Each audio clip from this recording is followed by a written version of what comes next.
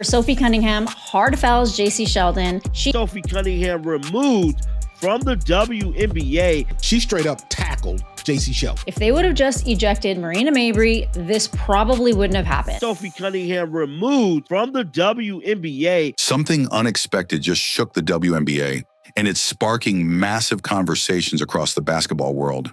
Sophie Cunningham. Sophie Cunningham steps up, grabs her, knocks her down, gets a flagrant 2 for this, they end up calling. Sophie Cunningham has suddenly found herself at the center of a fiery controversy after committing a hard foul that's being praised by some as necessary and condemned by others as completely out of line. Somebody said, sign a petition and remove Sophie Cunningham from the league. So this is a petition to get Sophie Cunningham removed from the WNBA. The reactions are intense. Petitions are being signed, social media is in an uproar, and fans are passionately divided. What Sophie Cunningham did, she stood on business, bro, about her dear friend, Caitlin Clark, bro. But here's the catch. Sophie wasn't to protect her. So why is Cunningham the one under fire? While players like Marina Mabry and JC Sheldon, who were directly involved in aggressive plays against Clark, are barely even being criticized? Clear as cut, all day ejection. She's going nowhere near the ball. She's nowhere near the ball. She just grabbed her in the eye. She just eye gouged her. She just clawed her. In this video, we're breaking it all down. The backlash, the growing support, and the bigger question. What's really going on behind the scenes in the WNBA? Don't forget to like the video, share your thoughts in the comments, and subscribe for more raw, real, and unfiltered WNBA analysis. Because trust us, we're just getting warmed up. JC Sheldon is guarding Caitlin Clark. She swipes her in the eyeball. Sophie tries to wrap her up, and Sheldon gets to the floor, and all hell breaks loose. In the aftermath of one of the most heated and controversial matchups the WNBA has seen this season, Sophie Cunningham has suddenly become the focal point of an online uproar. Not long after the final whistle, a petition began circulating, calling for her to be banned from the league entirely. There is now a petition to remove Sophie Cunningham from the WNBA. It has 114 signatures. What began as a viral reaction quickly gained traction, collecting over 100 signatures and sparking fierce debates among fans. The fury was fueled by a tough foul Sophie delivered, one that some labeled dangerous and excessive. But to many others, it was the opposite. 6 technical fouls issued, there were 3 ejections, and there were 2 flagrant fouls. For one game, that is bananas. A powerful stand in defense of her teammate, Caitlin Clark, who had been repeatedly targeted without consequence. JC Sheldon is guarding Caitlin Clark. She swipes her in the eyeball. Sophie tries to wrap her up, and Sheldon gets to the floor, and all hell breaks loose. To understand what really happened, we have to rewind to the game itself. Caitlin Clark endured multiple physical hits, starting with JC Sheldon poking her directly in the eye, followed by Marina Mabry forcefully throwing her to the floor. Shockingly, neither incident led to an ejection. Going after a superstar and trying to rough them up a little bit to get in their head is a part of sports. When it crosses the line, the referees need to do their jobs. They need to do their jobs, blow the whistle, and officiate properly. Hand out flagrants, kick people out of games, nip it in the bud.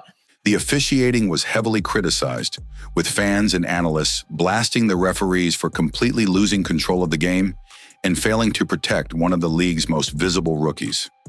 That's when Sophie stepped in. She delivered a hard but intentional foul, clearly sending a message. Exploding Caitlin Clark like a safety coming downhill in the NFL. There was no flop there. Marina Mabry. For many supporters, it marked the first time someone truly stood on business, a phrase that's now echoing across social media in praise of Cunningham for doing what the refs wouldn't. Despite this, the backlash was immediate and severe. A fan page for the Dallas Wings even threatened to boycott the upcoming All-Star game if disciplinary action wasn't taken against Sophie. Look at Sophie. She's waiting for it. She's waiting for it, fam. And then I see why Allen got kicked out. Allen went for the throw. What's especially striking is that while Sophie is being vilified and targeted with petitions, the players who actually initiated the physical contact, Sheldon and Mabry, are barely being mentioned in the discourse. The double standard is glaring. This is, of course, Sophie and Sheldon going down the floor. Sophie tries to wrap her up, and Sheldon gets to the floor, and all hell breaks loose. Why is Sophie being portrayed as the villain, while those who went after Clark in the first place seem to escape all scrutiny? This growing controversy is only intensifying, and with it, so is the support for Cunningham. To many, she's not the aggressor. She's the one who finally had the courage to step in when no one else would. The incident played out like many recent WNBA clashes, another game marred by cheap shots, questionable officiating, and one moment that finally pushed everything over the edge. And Sophie said, I'm not having it. I'm not having it. We'll go. We'll go. So there's that.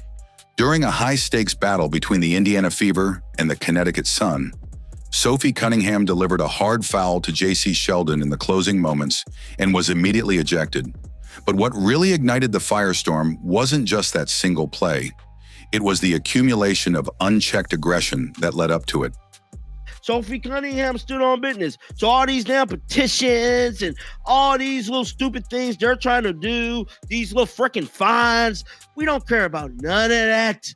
While some corners of the internet are quick to paint Sophie Cunningham as the villain, a growing wave of fans is calling out the double standards and selective outrage surrounding the incident. The reality? Sophie didn't start the chaos. She was responding to it. The rough treatment Caitlin Clark received earlier in the game was far more severe. J.C. Sheldon jabbed Clark in the eye, and shortly after, Marina Mabry body slammed her to the floor. J.C. Sheldon is guarding Caitlin Clark. She swipes her in the eyeball. Caitlin Clark nudges her off because J.C. stays in her face. And then Tina Charles runs over and is kind of wagging her finger in Caitlin Clark's face. And then Marina Mabry comes out of nowhere. Yet somehow neither of them was ejected. Officials reviewed the plays, but issued only light penalties, sparking disbelief across the fan base. To many, this wasn't just about one game.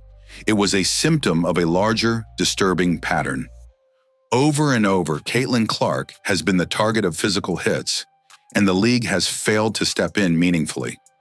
Caitlin Clark was just assaulted bad. This is the worst one ever, bro. She was literally poked in the eye, then pushed to the ground.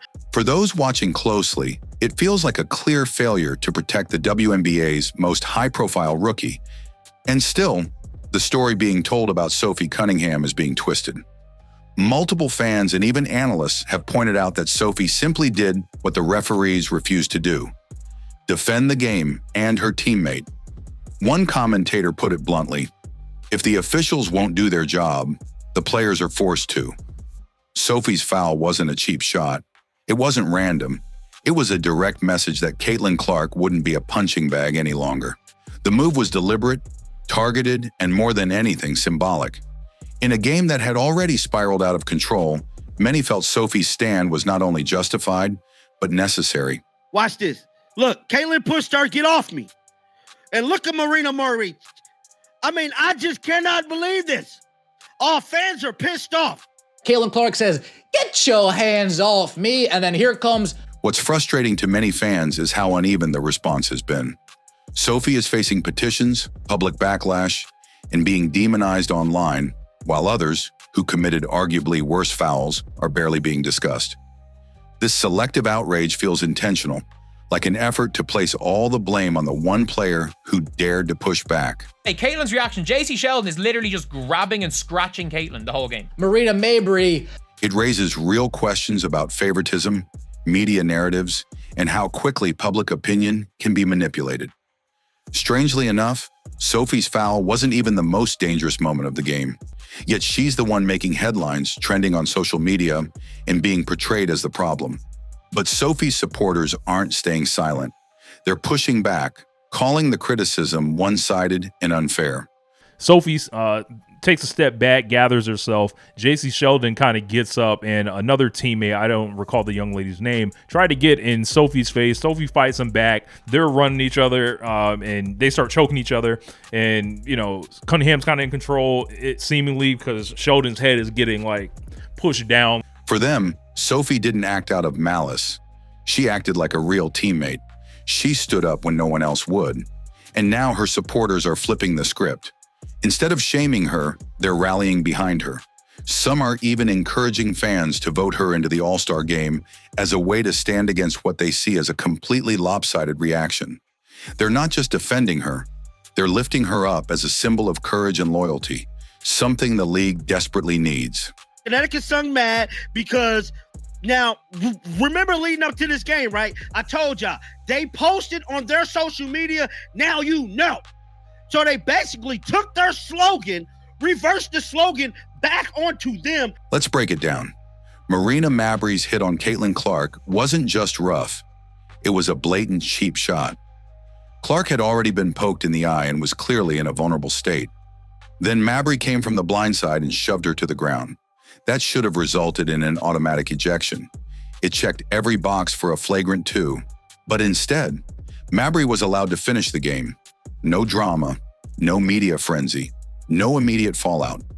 It wasn't until the next day that the league quietly upgraded the foul to a flagrant 2, without issuing a fine, a suspension, or even a public rebuke. I feel like Sophie Cunningham was the only one who would have done something back if she was on the floor. Sophie Cunningham got her. Sophie Cunningham got her. And I mean this when I say this. This would have been a flagrant 2, except for the fact that they allowed Marina Mabrey did what she did. This possibly should be a flagrant 2. She got her around the neck. And then JC Sheldon gets up. And then Sophie immediately goes at JC Sheldon, grabs her. Meanwhile, Sophie Cunningham was tossed from the game instantly and hit with not 1, but 2 fines.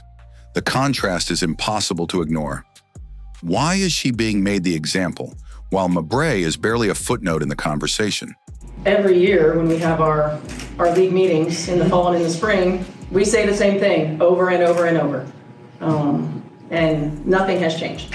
So, I'm not sure outside of continuing to submit clips, continuing to talk about it. Like, look, their job is hard. Their job is hard. Their job is hard, right? Their job is hard. The game has changed so much. Even longtime sports journalist Christine Brennan, who has covered women's sports for decades and written a book on Caitlin Clark, publicly called out the league. In a scathing statement, she said the WNBA failed to meet the moment and described Mabrey being allowed to keep playing as a terrible decision. She's absolutely right. The league had the perfect chance to take a stand, to show that targeting its biggest star wouldn't be tolerated, and they didn't take it. Because they're going to have to deal out, fines. There may be suspensions that come from this game, which kind of sucks if Sophie ends up suspended because they need her right now. As the controversy rages on, one glaring question continues to echo among fans and analysts. Why isn't Marina Mabrey facing the same level of backlash as Sophie Cunningham? After all, it was Mabrey who violently threw Caitlin Clark to the floor, a moment clearly captured on camera and one that many believe was the dirtiest play of the entire game. It was an aggressive move, unnecessary and clearly aimed at a player who had already taken multiple hits during the match. Yet instead of facing widespread criticism or public outrage, Mabrey's name has all but vanished from the mainstream discussion. This double standard is fueling an even deeper divide within the WNBA fanbase. Marina Mabrey body checking Caitlin Clark to the ground. JC Sheldon all over her, riding her. Pokes Caitlin Clark in the eye. For Clark's supporters, and even many neutral fans, the lack of accountability for Mabrey exposes a serious bias. Meanwhile, Sophie Cunningham, who stepped up to defend her teammate, is now dealing with online hate, cancellation campaigns, and threats of boycotts if she's not punished more harshly. This is, of course, Sophie and Sheldon going down the floor. Sophie tries to wrap her up, and Sheldon gets to the floor, and all hell breaks loose. And Sophie said, I'm not having it. I'm not having it. We'll go. So there's that. JC Sheldon is guarding Caitlin Clark. She swipes her in the eyeball. Caitlin Clark nudges her off because JC stays in her face. And then Tina Charles runs over and is kind of wagging her finger in Caitlin Clark's face. And then Marina Mabrey comes out of nowhere. The response toward her has become less about the foul itself and more about the narrative that's being pushed. It's not just about what happened on the court anymore. It's about who gets scapegoated and who's protected. Even the media has mirrored this imbalance.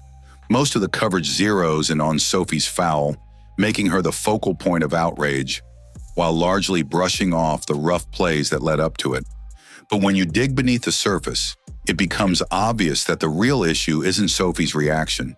It's the repeated targeting of Caitlin Clark that keeps getting ignored. The league's inability to draw a clear line has created a climate where players feel they have to take justice into their own hands. And when that happens, someone like Sophie becomes the easy target for a much deeper problem. When they allow that stuff to happen, and it's been happening all season long. All season long. It's not just this game, it's been happening all season long. This is what happens, right? This is what happens. You've got competitive women who are the best in the world at what they do, right? And when you allow them to play physical and you allow these things to happen, they're going to compete. And they're going to have their teammates' backs. It's exactly what you expect, right? Out of fierce competition. So I started talking to the officials in the first quarter, and we knew this was going to happen. You could tell it was going to happen. So they got to get control of it. They got to be better. They got to be better. This entire saga is sparking broader questions about how women's sports, especially the WNBA, are policed and portrayed. Are some players treated with more leniency than others? Why are athletes praised as tough or protective in one situation, but branded as dirty or violent in another? I said earlier, Caitlin should just literally go overseas. There's a couple places overseas where they would pay her probably $2 or $3 million, maybe $5 million a year. Even when their actions are similar, the way Sophie Cunningham is being portrayed in contrast to Marina Mabre has turned into a real-time case study of this very issue. And as more fans start speaking out, calling for fairness and consistency, it's clear this moment is about far more than just one play or one player. It's about the culture of the league itself. Ultimately, this isn't just a conversation about rule violations. It's about leadership, protection, and how justice is applied or not in women's basketball. Fans are watching closely, not just to see what happens next to Sophie Cunningham, but to see whether the league will address these double standards head on. She clawed her in the eye. That is an ejection. No question about it, that is an ejection. It's not even within 5 feet of not even within a foot of the ball. That's an ejection too. That's an ejection too. Both of them are ejections. If the referees leave either of them, if we're going severity of it, JC Sheldon has to be ejected. JC Sheldon, the precedence that they will set, if JC Sheldon intentionally scratches somebody in the eye, there's no question about that. That is intentional. What unfolded on that court wasn't just another hard foul. It was a powerful statement. Sophie Cunningham didn't act out of impulse. She made it clear that Caitlin Clark wouldn't be left to face the blows alone anymore. And while social media continues to argue over fines, suspensions, and blame, the real issue hasn't gone away. Why are certain players held accountable while others skate by without so much as a mention? The stark contrast in how Sophie and Marina Mabre have been treated has peeled back the curtain on a much bigger problem within the WNBA. It's not just about one foul. It's about inconsistent discipline, biased narratives, and a failure to protect the athletes who are driving the league's growth. Connecticut sung mad because now, remember leading up to this game, right? I told y'all, they posted on their social media, now you know. So they basically took their slogan, reversed the slogan back onto them. What is happening here, bro? See Sheldon guarding up, playing pretty good defense. This is what I was going to give her credit on. She was not allowing Caitlin to penetrate, get into the paint, deny her the path to the basket, right? Boom, she bumps. Caitlin drives around. Look, good footwork. Okay, you stand in front of her. I give it to you. Boom, bumps again, spin around. Boom, she's bumping, getting bumpy. And then that happened. I'm like, what was that? What is this play right here, man?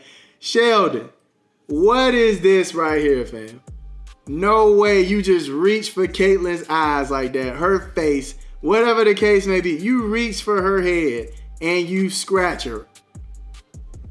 Fans are noticing, and they're not staying silent. Now it's your turn to weigh in. Did Sophie Cunningham make the right call in standing up for Caitlin Clark? Does the backlash reflect genuine concern? Or is this just another example of selective outrage? We want to hear from you. Drop your thoughts in the comments below. And if you care about the future of the game and want to stay in the loop on all the drama, developments, and moments that matter, be sure to like this video, subscribe to the channel, and hit that bell icon so you never miss an update. Your support helps us keep delivering real, no-filter basketball coverage. Thanks for watching, and we'll catch you in the next one.